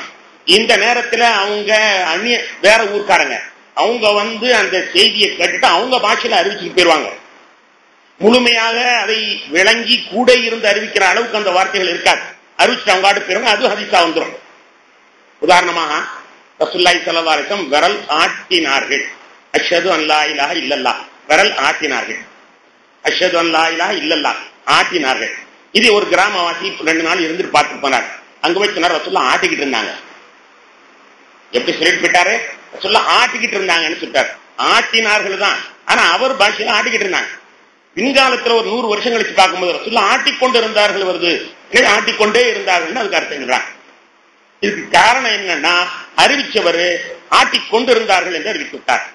எனவே சில நாட்கள் மட்டும் இருந்து விட்டு ரசூலுல்லாஹ்வுடைய சஹாபாக்கள் ஹதீஸிலே அறிவிக்கக்கூடியவர்கள் ஒரு சாரார், முழுமையாக கண்காணித்து அறிவிக்கக்கூடியவர்கள் ஒரு சாரார். 2. 3வது, முனாஃபிக்கள். ஸல்லல்லாஹு அலைஹி வஸல்லம் காலத்துல கடைசி வரைக்கும் இருந்தான், கூட்டு குழப்பி நயவஞ்சகர்கள் கடைசி வரைக்கும் இருந்தான். இவன் வேணும்டே சில செய்திகளை மக்களுக்கு மத்தியில பரப்போட்டு, அது தெரியாது, வெளியில தெரியாது. அவன் நல்ல மனிதன் என்று எண்ணப்பட்டிருந்தான். முனாஃபிக்களை பற்றி கடைசி வரை அல்லாஹ் தஆலா தெளிவா இவன் முனாஃபிக்கள் சொல்லல. ஸல்லல்லாஹு அலைஹி வஸல்லத்துக்கு தெரியும், சில பேருக்கு தெரியும், ஹுதைஃபத்து பின் யமான் என்ற சஹாபிக்கு தெரியும். மற்றபடி எல்லாரும் நினைச்சுக்கிட்டு இருப்பாங்க அவன் சரியான முஹ்ரிஸ்னு நினைச்சுக்கிட்டு இருப்பாங்க. அதனால அவனை பற்றி தெரியாது. ஆனா அவன் சொன்னதும் ஹதீஸா இருக்கும். ஆனா அவனுடைய உள்நோக்கம் சில பிரச்சனைகள். எனவே ஹதீஸ்களில் முரண்பாடு காணப்படுவது நிச்சயம். ஹஜ்ரத் அலி ரலியல்லாஹு அன்ஹு சொல்கிற செய்தி உசூல் ஷாஷி என்ற நூலில் சொல்லப்படுகிறது. 3 தரமும் நமக்கு நல்லா புரியும் என்று கருதுகிறேன். நன்கு இருந்து கண்காணித்து சொன்னவர்களுடைய ஹதீஸுக்கு முக்கியத்துவம் கொடுக்க வேண்டும். இரண்டாவது, சில நாட்கள் தங்கிவிட்டு போனவருடைய ஹதீஸை கொஞ்சம் யோசித்துத்தான் நாம் ஏற்றுக்கொள்ள வேண்டும். மூன்றாவது, இனங்காண முடியாமல் முனாஃபிக்களால் சொல்லப்பட்ட சில ஹதீஸ்கள் இருக்கிறது. அதை தரம் கண்டுபிடிக்க வேண்டுமே. ஆனால் அந்த 200-300 வருஷத்துக்குள்ள இருந்தவர்கள் அதை முழுமையாக முன்னாள்வர்களிடமிருந்து அறிந்து அதை தரம் பிரிக்கக்கூடிய தகுதி அவர்கள் பெற்றிருந்தார்கள். இமாம் புகாரி ரஹ்மத்துல்லாஹி அலைஹி அவங்களுடைய ஹதீஸ்ல பார்த்தா சுலாத்தியாத்னா சஹாபாக்களுக்கும் ரசூலுல்லாஹ்வுக்கும் அவங்களுக்கு இடையில 3 ஆள் தான் இடையில வரும். ரசூலுல்லாஹ்வுக்கும் அவர்களுக்கு இடையில 3 ஆள் தான் இடையில வரும். ரசூலுல்லாஹ் சஹாபி கேட்டிருப்பார், சஹாபி இருந்து தாபி கேட்டிருப்பார், தாபி இருந்து தபு தாபி கேட்டிருப்பார், அடுத்து புகாரி. புகாரி இமாமுக்கு இடையிலே 3 அதுக்கு முன்னால் உள்ள இமாம் அபு ஹனீஃபா ஷாஃபி இவங்களுக்கெல்லாம் 2 பேர் தான் இடையில. அந்த மாதிரி இருந்த காரணத்தினால அவங்க அந்த தரத்தை பிரிக்க முடியுது. சொன்ன காலத்துல இருந்ததுனால அதனுடைய உண்மையான தத்துவம் என்னங்கிறது புரிய முடியுது. உதாரணம் அண்ணாவளின்னு சொல்றாங்க. உதாரணத்துக்கு எடுத்துக்கோங்க. அண்ணாவளின்னு ஒரு 100 வருஷத்துக்கு பிறகு அண்ணாவளிக்கு வித்தியாசம் வேற. ஒரு 10-20 வருஷத்துக்கு முன்னால் அண்ணாவளின்னு சொன்னாங்களே அவங்களுடைய விளக்கம் வேற. ஏன்னா அண்ணாவளிங்கிறது பிரிஞ்சுக்கிட்டே வந்து சேர்ந்துடும். அதே மாதிரி ஸல்லல்லாஹு அலைஹி வஸல்லம் காலத்துல கண்காணிக்கக்கூடியவர்களாக இருந்த அந்த சஹாபாக்களும் தாபிஈன்களும் அந்த காலத்தில் வாழ்ந்த இமாம், அதாவது ஃபிக்ஹ்னுடைய இமாம்களும் மிகச் சிறப்பான முறையிலே தரம் பிடிக்கக்கூடியவர்களாக இருந்தார்கள். கணியத்திற்குரிய பெருமக்களே, அந்த வகையில நபிகள் நாயகம் ஸல்லல்லாஹு அலைஹி வஸல்லம் அவர்களுடைய அந்த ஹதீஸ்களிலே முரண்பாடு நாம் காணுவதை பார்க்கிறோம். அதையடுத்து இன்னொன்றை நாம் சிந்திக்க வேண்டும். இப்படி முரண்பாடுகள் காணுவதற்கு காரணம் என்ன? சஹாபாக்கள் 3 தரத்தவர்கள் இருந்த காரணத்தினால் ஹதீஸ்கள் முரண்பாடு. அந்த முரண்பாடை களைவது அவசியமாகிறது. முரண்பாடை களைவது எப்படி? முரண்பாடை களைவது எப்படி? சிந்திக்கும் பொழுது நிச்சயமாக அந்த முரண்பாடுகளை களைவதற்கு சிந்தனை தேவைப்படும். அந்த சிந்தனை சிந்திக்கிற பொழுது ஆர்கியூமெண்ட்டுகள் ஒவ்வொன்றும் ஒவ்வொரு விதமாக இருக்கிற பொழுது வித்தியாசம் வரத்தான் செய்யும். உதாரணத்திற்காக இப்ப எடுத்துக்கொள்வோமே, ஒரு 10 செய்திகளை உங்களுடைய கவனத்துக்கு நான் கொண்டு வந்து இந்த உரையை நான் நிறைவு செய்வேன். எப்படி ஆர்குமெண்ட் பண்ணியிருக்காங்க அந்த இமாம்கள். கருத்து வேறுபாடு என்பது வந்து விட்டது, முரண்பாடுகள் என்பது வந்து விட்டது. அந்த முரண்பாடுகளை களைவது எப்படி? ஹதீஸ்களிலே முதலில் ஒன்று இருக்கும், அடுத்த கொஞ்ச நாள் கழிச்சு இன்னொரு தாளிலே அதுக்கு மாற்றமா இருக்கும். இப்படி வந்ததற்கான காரணங்களை சொன்னோம். அந்த வந்தவைகளை களைவது எப்படி? இவர் ஃபிக்ஹ் படித்தவராக இருந்தால் அவருடைய ஹதீஸுக்கு முதலிடம் கொடுப்பது, ஃபிக்ஹ் படிக்காதவராக இருந்தால் அவருடைய ஹதீஸுக்கு 2ஆம் இடம் கொடுப்பது. இரண்டும் முரண்படுகிற பொழுது அவர் பேச்சு எடுத்துக்கொள்வது, இவர் பேச்சு எடுத்துக்கொள்ளாது. இது மாதிரி முரண்பாடுகளை களைகிறார்கள். களைந்ததுதான் மதுஹப் என்று சொல்வது. நாமே நேரடியாக ஹதீஸை பார்த்து விளக்கம் சொல்ல முடியாது. ஏன்னா இது எந்த ஆளு, 3 ஆள்ல இது எந்த ஆளு நமக்கு தெரியாது. 3 ஆள்ல இது எந்த ஆளு நமக்கு தெரியாது. அதனால நாமே ஒரு ஹதீஸை பார்த்து அர்த்தம் சொல்ல முடியாது. அந்த ஹதீஸுக்கு அந்த இமாம்கள் மிக அற்புதமான ஆர்குமெண்ட் பண்ணியிருக்கிறார். அவங்களுடைய பிரச்சனையின் மூலமாகத்தான் இந்த ஃபிக்ஹ்கள் ஏற்பட்டது. கண்ணியத்திற்குரிய பெருமக்களே, விளக்கத்தில் ஏற்படுகின்ற ஒரு அற்புதங்கள் தான் மதுஹபடா உருவான. உதாரணம் இப்ப எடுத்துக்கோ, பெண்களை தொடலாமா தொடக்கூடாதா? ஒது செய்து விட்டு பெண்களை தொடலாமா தொடக்கூடாதா? ஷாஃபி மதுஹப்ல தொடக்கூடாதுன்னு சொல்லுவாங்க, ஹனஃபி மதுஹப்ல தொடலாம்னு சொல்லுவாங்க. ஒளி செஞ்சு பெண்ணை தொட்டா ஒண்ணும் ஆகாதுன்னு சொல்லுவாங்க. இப்ப இந்த 2 பேரும் ஆதாரமா எடுக்கிறது என்ன தெரியுமா? குர்ஆன் ஆயத்துல 4:43-5:6 2 ஆயத்து சொல்றான். 4:43-5:6 என்ன சொல்றான்? அவுலா மஸ்துமுன் நிசா, பெண்ணை நீங்கள் தொட்டு விட்டால், பலம் தஜிது மான், தண்ணீரை பெற்றுக் கொள்ளவில்லை என்றால் தயமம் செய்து கொள்ளுங்கள் என்று சொல்றான். பெண்ணை தொட்டுட்டா ஒது முறிஞ்சிரும், தயமம் செய்யுங்க என்று சொல்றான்.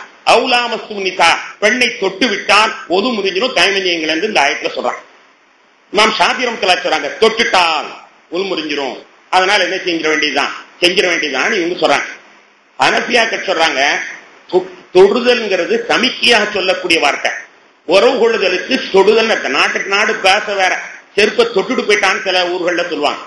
காயல் புண்ண மாதிரி ஊர்கள்ல செருப்பை தொட்டுட்டு போயிட்டான். அப்ப அந்த தொடுதலுக்கு என்ன அர்த்தம்னா அணிஞ்சிட்டு போயிட்டான், அது ஆட்டைய போட்டான். செருப்பை தொட்டுட்டு போயிட்டான் அதுக்கு அர்த்தம்னா ஆட்டைய போட்டான்னு அர்த்தம். ஆக தொட்டுட்டு போயிட்டான் என்பதுக்கு வேற அர்த்தம். இது மாதிரி அல்லாஹ் சொல்ற பெண்ணை தொட்டு விட்டான் என்று சொல்றான். தொடுறதுன்னா உறவு கொள்றதுன்னு அர்த்தம் தான்ப்பா. உறவு கொண்டுட்டா ஒது முடிஞ்சணும்னு சொல்றான். இவங்க ஆர்குமெண்ட்டும் 2 பேரும் ஒரு ஆயத்தை வச்சுதான் ஆர்குமெண்ட் பண்றாங்க. அறிவு எப்படி மோதுன்னு பாருங்க. அல்லாஹ் தொட்டுட்டால் முறியும் சொல்றான், தொட்டா முடிஞ்சிடும், போயிட்டே இருங்க. ஷாஃபி ஹனபி என்ன சொல்றாரு, தொட்டால் அர்த்தமே உறவு கொண்டால் இருக்கான். அல்லாஹ் அந்த அசல் வார்த்தையா சொல்லுவான், அசிங்கமா இருக்காது. அசல் வார்த்தையை சொன்னா தமிழுக்கு எப்படி அசிங்கம் இருக்கோ அது மாதிரி அரபிலையும் அசிங்கம் இருக்கு. அதையா சொல்ல மாட்டான். அதுக்கு பதிலா சேர்ந்துட்டாங்க, தொட்டுக்கிட்டாங்க, இப்படி ஏதாவது சொல்லுவான். தொட்டுட்டான்னு சொல்றான், உறவு கொண்ட தப்பா சொல்றான்னு சொல்றான். நம்ம இது யார் ஆர்குமெண்ட தப்புங்கிறது, யார் ஆர்குமெண்ட ரைட்னு சொல்றது. இரண்டாவதாக, உபயோகிக்கக்கூடிய தங்கங்களுக்கு ஜக்காத்து உண்டா இல்லையா? உபயோகிக்கக்கூடிய தங்கம் பெண்ணு நகையா போட்டு கழுத்துல போட்டிருக்கான், லாக்கர்ல வச்சதல்ல, கழுத்துல எப்பவுமே போட்டிருக்கக்கூடிய நகை, அதுக்கு ஜக்காத்து உண்டா இல்லையா? ஷாஃபி மதுஹப்ல ஜக்காத் கிடையாது, ஹனஃபில ஜக்காத்து உண்டு. என்ன ஆர்குமெண்ட்னா, நபிகள் நாயகம் ஸல்லல்லாஹு அலைஹி வஸல்லம் அவர்கள் 2 சட்டம் இருக்காங்க. 20 மிஸ்கால் என்று சொல்லப்படுகிற அதான் 10 பவுனுக்கு மேல இருந்தா தங்கத்துல ஜக்காத்து கொடுத்துங்க, இப்படி ஒரு வாசகம். 10 பவுனுக்கு மேல இருந்தா தங்கத்தில் ஜக்காத்து கொடுத்து விடுங்கள் என்று இப்படி ஒரு வாசகம். இன்னொரு வாசகம், உபயோகிக்கக்கூடிய பொருள்களுக்கு ஜக்காத்து கிடையாது. உபயோகிக்கக்கூடிய பொருள்களுக்கு ஜக்காத்து கிடையாது. இது ஒண்ணு. உபயோகிக்கக்கூடிய பொருள்னா நம்முடைய வாகனம், அது எவ்வளவு பென்ஸ்காரா இருந்தாலும் சரிதான், அதே மாதிரி வீடு எவ்வளவு பெரிய டாடா பிர்லா பங்களாவா இருந்தாலும் சரிதான், உபயோகிக்கக்கூடிய பொருள்களுக்கு ஜக்காத்து கிடையாது ஒரு வார்த்தை. இன்னொரு வார்த்தை, 10 பவுனுக்கு மேல இருந்தா ஜக்காத்து கொடுக்கணும். இது 2 வார்த்தை. இமாம் ஷாஃபி ரஹ்மத்துல்லாஹி அலைஹி சொல்றாங்க, உபயோகிக்கக்கூடிய பொருளுக்குலாம் ஜக்காத் கிடையாதுன்னு சொல்லிட்டா இவ கழுத்துல போடுறது உபயோகிக்கக்கூடிய ஜக்காத் கிடையாதுன்னு சொல்றாங்க. ஹனஃபி இமாம் சொல்றாங்க, அது மற்ற பொருளுக்கு தாங்க, தங்கத்துக்கு அந்த சட்டம் இல்ல. தங்கத்துக்கு தனி சட்டம் சொல்லியாச்சு 10 பவுனுக்கு ஜக்காத் இருக்குன்ட்டு. தங்கத்தை உபயோகிக்கக்கூடிய பொருள் எப்படி தெரியும்? பொருள்னு சொன்னா அது வேற இது வேற, அது இதுல சக்காதீங்கிறாங்க. எந்த ஆர்குமெண்ட் நம்ம தப்புங்கிறது பாப்பா? எதை தப்புன்னு சொல்றது? உபயோகிக்கக்கூடிய பொருள்னு அந்த தங்கத்தை கணக்கெடுக்கிறார்கள் ஷாஃபி ரஹ்மத்துல்லாஹி. ஹனஃபி மதுஹப்ல அது பொருள் கிடையாது, அது தங்கம் தனி சட்டம் என்று சொல்றார்கள். இதை நாம் எப்படி தப்பு என்று சொல்வது? அடுத்து, சூரத்துல் ஃபாத்திஹா ஓதுவது ஃபர்தா வாஜிபா? சூரத்துல் ஃபாத்திஹா ஓதுனா தொழுகை கூடாது ஷாஃபி மதுஹப்ல. ஹனஃபி மதுஹப்ல அது சஜாதஹு செஞ்சுட்டா போதும், மத்தது வைச்சானா வேற ஏதாவது வைச்சா போதும். ஒரே ஆளு சூரத்துல் ஃபாத்திஹா ஓதுனா, பாத்தியா ஓதலன்னா தொழுக கூடாது என்று ஷாஃபி மதுஹப் சொல்கிறது. பாத்தியா ஓதலையென்றால் கூடாது என்று சொல்கிறது. ஹனஃபி மதுஹப்ல தொழுக கூடுன்னு சொல்லு. ஏன் இந்த வேறுபாடு நம்ம பார்க்கிறோம்? வேறுபாடு ஏன்? கணியத்திற்குரிய பெருமக்களே, பெருமானார் சொல்லியிருக்கிறார்கள், லா ஸலாத்த இல்லா பி ஃபாத்திஹத்தில் கிதாப். சூரத்துல் ஃபாத்திஹா இல்லைன்னா தொழுகை இல்லை, ஃபாத்திஹா இல்லைன்னா தொழுகை இல்லைன்னு ரசூலுல்லாஹ் சொல்லியிருக்காங்க. அதனால ஃபாத்திஹா இல்லைன்னா தொழுகை இல்லைன்னு ஷாஃபி இமாம் சொல்றாங்க. ஹனஃபி இமாம் சொல்றாங்க, குர்ஆன்ல அல்லாஹ் பக்ரவும் ஆத்தயஸ்ஸல் குர்ஆன், வசதி உள்ளது ஓதிக்கப்பான்னு சொல்லியிருக்காங்க. குர்ஆன்ல வசதி உள்ளது ஓதிக்கன்னு சொல்லியிருக்காங்க. வசதி உள்ளது ஓதிக்கன்னு சொன்னா பாத்தியா என்ன எதா இருந்தானே வசதி உள்ளது ஓதுனா போதும், எனவே பாத்தியா ஓதணுங்கிறது அவசியம் இல்லை. குர்ஆன் சொல்லுது வசதி உள்ளது ஓதுங்கன்னு சொல்லுது, அதனால பாத்தியா ஓத வேண்டிய அவசியம் இல்லைன்னு இவங்க சொல்றாங்க. அப்ப ஏன் தொழுகை இல்லைன்னா பாத்தியா இல்லைன்னா தொழுகை இல்லைன்னா அது உப்பில்லாத பண்டம் குப்பை இல்லைன்னு சொன்ன கதையில பாத்தியா ஓதலைன்னா முழுமை இல்லைன்னு அர்த்தத்தில் சொல்லியிருக்காங்கன்னா ஹனஃபியாக்கள் கருதுறாங்க. யாரா ஆர்குமெண்ட் நம்ம தப்புன்னு சொல்றது? உப்பு இல்லைன்னா உப்பில்லா பண்ணம் குப்பை இல்லைன்னு சொன்ன மாதிரி பாத்தியா இல்லைன்னா தொழுகை இல்லைன்னு ரசூலுல்லாஹ் சொல்லியிருக்கிறாரா? எனவே பாத்தியா ஓதணுங்கிறது கரெக்டா பரவு அல்ல, வாஜிபு, அது வேற விஷயம், பரவு அல்ல. ஏன்னா அல்லாமே பக்ரவும் ஆத்தியஸ்ஸல் குர்ஆன் சொல்லியிருக்கிறானே என்று இவர்கள் கருதுகிறார்கள். நபிகள் நாயகம் ஸல்லல்லாஹு அலைஹி வஸல்லம் காலத்துல ஒரு நாள் பெருமானார் ஸல்லல்லாஹு அலைஹி வஸல்லம் 4 ரக்காத் தொழுகைக்கு பதிலா 3 ரக்காத் தொழுதுட்டு வந்துட்டாங்க. 3 ரக்காத் லுஹர் தொழுதுட்டு வெளியில வந்துட்டாங்க. வெளியில வந்து அங்க ஒரு கம்பு இருக்கு, அதுல என்னமோ ஒரு கவலையில அப்படி கையை வச்சுட்டு அப்படி பெருமி நிக்கிறாங்க. அங்க சஹாபாக்களுக்கு இடையில முணுமுணுப்பு, சஹாபாக்களுக்கு இடையில முணுமுணுப்பு. ரசூலுல்லாஹ் 3 ரக்காத் தொழுதுட்டாங்க, போய் சொல்லுங்க. உமர் இல்லாதனம் நான் மாட்டேன், ரசூலுல்லாஹ் போய் நான் சொல்ல மாட்டேன்ப்பா. ரசூலுல்லாஹ் தப்பு பண்ணிட்டான்னு சொல்றது எவனுக்கு தைரியம் இருக்கு? முடியாது. அபூபக்கர் இல்லாதனம் நீங்க போய் சொல்ல, நான் சொல்ல மாட்டேன். யாருதான் சொல்றது? எல்லாம் சேர்ந்து கிளப்பி விட்டாங்க. ஊர்ல ஒரு அப்பாவி இருப்பான்ல, அது மாதிரி ஒரு துல்யத்தின்னு ஒருத்தர் இருக்கிறார், டபுள் டைம் பேர். ரசூலுல்லாஹ் எப்பவும் அவங்களுக்கு கொஞ்சம் தமாஷா பேசுவா, தமாஷா பேசுற மாதிரி பிடிக்கும் அப்படின்னு சொல்லி கிளப்பி விட்டாங்க. துல்யத்தின் அங்கிருந்து வந்தார். யார சொல்லலாம், குசிரத்து சலாத்தம் நான் சீட்ட, நீங்க மறந்துட்டீங்களா இல்ல தொழுகு குறைக்கப்பட்டு போச்சா? கேட்ட கேள்வி. குசிரத்து சலாத்தம் நான் சீட்ட, தொழுகு குறைக்கப்பட்டு போச்சா அல்லது மறந்துட்டீங்களா? அங்கிருந்து வந்து கேட்டார். எதுவுமே நடக்கல. செலவாங்க ரெண்டுமே நடக்கல. ரெண்டுமே நான் நடக்கவும் இல்லை, தொழுகு குறைக்கப்படவும் இல்லை. இல்லை யார சொல்லல, 2ல் 1 நடந்திருக்கு. இல்லப்பா 2ல 1 எதுவுமே நடக்கல. இல்ல 2ல 1 நடந்துருக்கு. உடனே ரசூலுல்லாஹ் திரும்பி கேட்டாங்க நண்பர்களை பார்த்து, துல்யதை உண்மை சொல்றாரா? அப்பதான் எல்லாம் தலையாடுது. ஆமாம் யா ரசூலல்லாஹ். உடனே போனாங்க, இன்னொரு ரக்காத் தொழு வச்சுட்டு வந்துட்டாங்க. இப்ப பிரச்சனை என்னன்னா, தொழுதுகிட்டு இருக்கிறவரை இடையில பேசலாமா பேசக்கூடாது ஆர்குமெண்ட் பண்ணணும். இல்ல தொழுதுகிட்டு இருக்கிறவரை இடையில பேசணுமா வேண்டாமா, பேசலாமா ஆய்வு செய்யும் பொழுது ஷாஃபியாக சொல்றாங்க, தொழுகை சம்பந்தப்பட்ட பிரச்சனையாக இருந்தால் பேசிக்கொள்ளலாம், தொழுகை சம்பந்தப்பட்ட பிரச்சனையாக இருந்தா பேசிக்கொள்ளலாம், அவங்க அனுமதி கொடுக்குறாங்க. ஹனஃபியாக்கள் கூடவே கூடாது. ஏன்னா குர்ஆன்ல அல்லாஹ் சொல்றான், அல்லாஹ் தொழும்போது சைலன்ஸ், முழு சைலன்ஸ் அல்லாஹ் குர்ஆன்ல சொல்றான். தொழும் போது முழு சைலன்ஸா இருக்கு அல்லாஹ் சொல்லிடுறான். அதனால மார்க்க சம்பந்தமா இருந்தாலும் சரி, தொழுகை சம்பந்தமா இருந்தாலும் சரி தொழுக கூடாது. அன்னைக்கு நடந்த நிகழ்ச்சி அது ரசூலுல்லாஹ்வுக்கு மட்டும் காசு. நம்மையே அதை மாதிரி நினைக்கணும். ரசூலுல்லாஹ் தொழுகை விட்டு வெளியாயிட்டாலும் கூட தொழுகை இருக்கிற மாதிரி தான் இருந்தாங்க. அவங்களுடைய இயற்கை தொழுகை விட்டு வெளியாயிட்டாலும் தொழுகையிலே இருக்கிற மாதிரி தான் அந்த நாளா. எனவே அவங்களோட நம்ம கம்பேர் பண்ணாதீங்க. அல்லாஹ் குர்ஆன்ல சொன்னது சைலன்ஸ், முழு சைலன்ஸ் சொல்லியிருக்கான். எனவே தொழுகும் போது பேசக்கூடாது. இப்ப நீங்க யார் ஆர்குமெண்ட்டை தப்புவீங்க? யார் ஆர்குமெண்ட்டை தப்புவீங்க? எப்படி இந்த விஷயத்துல மதுஹப் உண்டாகாமல் இருக்கும்? எப்படி மதுஹப் உண்டாகாமல் இருக்கும்? 2 பிரச்சனைக்கு அவங்க சொல்றதும் நியாயம். தொழுகை நேரத்துல தொழுகை சம்பந்தப்பட்ட பிரச்சனையா இருந்தால் ஒரு ரக்காத் கூடிச்சா குறைஞ்சிச்சா அது சம்பந்தமானதா இருந்தா உடனே ஓகே தொழுதுக்கலாம், ரசூலுல்லாஹ் செஞ்சிருக்கிறாங்கன்னு அவங்க சொல்றாங்க. அதையும் நம்ம தப்புன்னு சொல்ல முடியாது. இவங்க சொல்றாங்க சைலன்ஸ் ப்ளீஸ் நல்லா குர்ஆன்ல சொல்லிருக்கான், எனவே சொல்றாங்க, அதையும் நம்ம தப்புன்னு சொல்ல முடியாது. கணேசத்திற்குரிய பெருமக்களே, கொஞ்சம் சிந்தனை செய்து பார்ப்பீர்களே ஆனால் இதை போன்று ஏராளமான செய்தி. உதாரணமா இஷா தொழுகை எப்ப ஆரம்பிக்கிறது? ஷாஃபி மதுஹப்ல சீக்கிரமாவே இஷா ஆரம்பிச்சிருக்கு. ஹனஃபியில கொஞ்சம் லேட்டா ஆரம்பிக்கும். ஷாஃபியினுடைய இது வேற, ஹனஃபியுடைய வக்து வேற. இஷாவுல கொஞ்சம் முந்திரும், ஷாஃபியாக்களுக்கு பிந்திரும் ஹனஃபியாக்களுக்கு. ஏன் இது அப்படின்னா, ஹதீஸ்ல தான் வருது, ஷஃபக்கு மறைஞ்சிட்டா தொழுவலாம்னு ஒரு இஷா, ஷஃபக்கு மறைஞ்சிட்டா தொழுவலாம்னு இஷா. ஷஃபக்னா என்ன அர்த்தம்? முஞ்சித புரட்டி பார்க்கிறான். ஒரு அர்த்தம் வெண்மேகம் எழுதியிருக்கிறார், ஒரு அர்த்தம் செம்மேகம் எழுதியிருக்கிறார். என்ன செய்யறது? ஹதீஸ்ல வர்றது ஷஃபக் மறைஞ்சிட்டா இஷா தொழுகன்னு வருது. ஷஃபக்கு என்ன அர்த்தம்னு நம்ம குர்ஆன்ல விண்டு பார்க்கிறோம். அகராஜில பார்க்கும் பொழுது செம்மகம் எழுதியிருக்கிறாங்க, வெண்மகம் எழுதியிருக்கிறாங்க. என்ன செய்யறது? செம்மகத்தை ஒருத்தன் எடுத்தாங்க, சீக்கிரமா இஷா வந்துருது. வெண்மகத்தை ஒருத்தன் எடுத்தாங்க, கொஞ்சம் லேட்டா வருது. யாருடைய ஆர்குமெண்ட் தப்புன்னு சொல்றது? இத்தாவை மாதவிடாயை கொண்டு கணக்க வேண்டுமா, அது சுத்தத்தை கொண்டு கணக்கிட வேண்டுமா? இப்படி ஒரு சட்டம். இத்தாவை மாதவிடாய் 3 மாதவிடாயா அல்லது 3 சுத்தமா? குர்உன்னு ஹதீஸ்ல வருது. குர்உ 3 குரு இருக்கணும் வருது. அல்லாஹ் குர்ஆன்ல சொன்ன ஸலாத்த குர்உ, ஸலாத்த குர்உ 3 குரு இருக்குங்கறான். சரி, குருவுக்கு என்ன அர்த்தம்னு பார்த்தா மாதவிடாய்னு அர்த்தம் எழுதி வச்சிருக்கிறாரு, சுத்தம்னு அர்த்தம் எழுதி வச்சிருக்கிறாரு. நாம என்ன செய்யறது? அல்லாஹ் அந்த வார்த்தையை சொல்றான், குருங்கிற வார்த்தையை சொல்றான். இதாம ஹைதுன்னு போட்டிருந்தானே இந்த விவகாரம் வருமா? அல்லது கிராம் துஹூர்னு போட்டிருந்தானே இந்த விவகாரம் வருமா? சலாத்து துஹூர்னு சொல்லியிருந்தானே இந்த விவகாரம் வராது.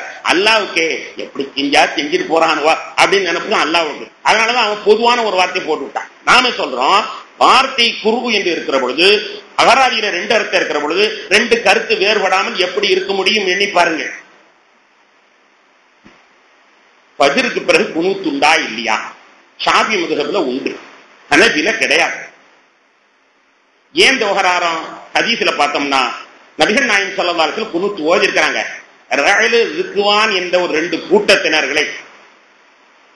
கூட்டத்தினர்களை பெருமானார் தவித்தார்கள். ஏன்னா ஹாஃபிதாக்கெல்லாம் அழைச்சிட்டு போய் தீர்த்துக்கிட்டாங்க. ஒரு 70 ஹாஃபிதுகள் அழைச்சிட்டு போய் குர்ஆனை அழிக்கிற நோக்கத்துல தீர்த்து கட்டிட்டாங்க. அந்த செய்தி பெருமானார் கேட்ட உடனே கடுமையான ஆத்திரம் தாங்காம 1 மாசம் ஒவ்வொரு தொழுகைக்கு பிறகும் ஸல்லல்லாஹு அலைஹி வஸல்லம் பத்வா செஞ்சாங்க, குனூத் ஓதுனாங்க, பத்வா செஞ்சாங்க, குனூத் ஓதுனாங்க. குனூத் ஓதுனார்கள் என்று இருக்குது. ஷாஃபிமா குனூத் ஓதுங்கிறாங்க. ஹனஃபியாக்கள் சொல்றாங்க அந்த 1 மாசம் மட்டும்தான் இருக்குது, அதனால எல்லாருக்கும் இல்லைன்னு இவங்க சொல்றாங்க.